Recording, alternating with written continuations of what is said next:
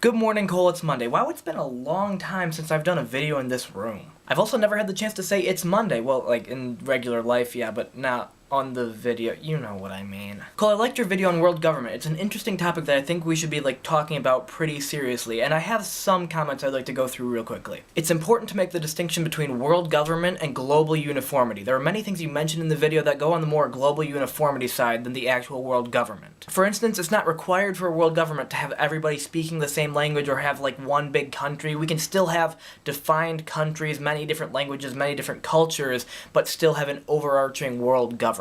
I agree that a world government would most likely stem out of the United Nations, but there's one big change that needs to be made to the United Nations in order for this to happen.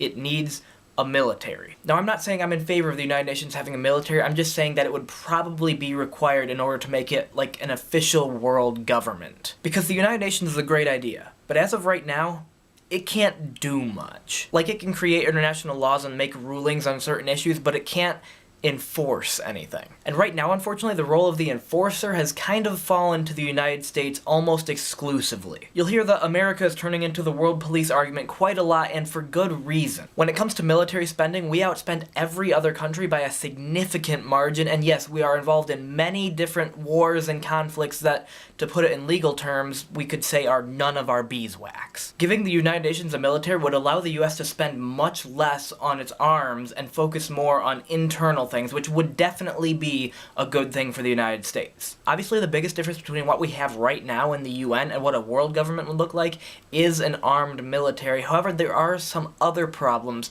with trying to construct a world government. First of all, we'd have to decide how prevalent the world government would be within nations. This is essentially exactly what the United States went through when we were trying to unite the colonies to make one actual country. For instance, would there be an actual world police, an actual police force present in every country, like the US has the FBI present in every state? Would countries and their citizens have to pay taxes to the world government like states and their citizens have to pay taxes to the US government? Would there be an overarching set of laws? Like in the US we have federal law, state law, and local law. Would there now be a world law? Essentially, the debate that we've been having here in the US ever since we became a country of how much power should the federal government have would now be set on a world scale. Obviously, the world government thing is a lot more of a complicated issue than I'm making it out to be. There are pros and cons. I'm just giving you my take. I am tentatively pro-world government, but I could be eating my words in about 50 years or so. So those are my thoughts on world government. I'd like to hear what you think. Good luck to you and Issa and the rest of the Northern Forensics team at Regionals on Saturday, and Cole,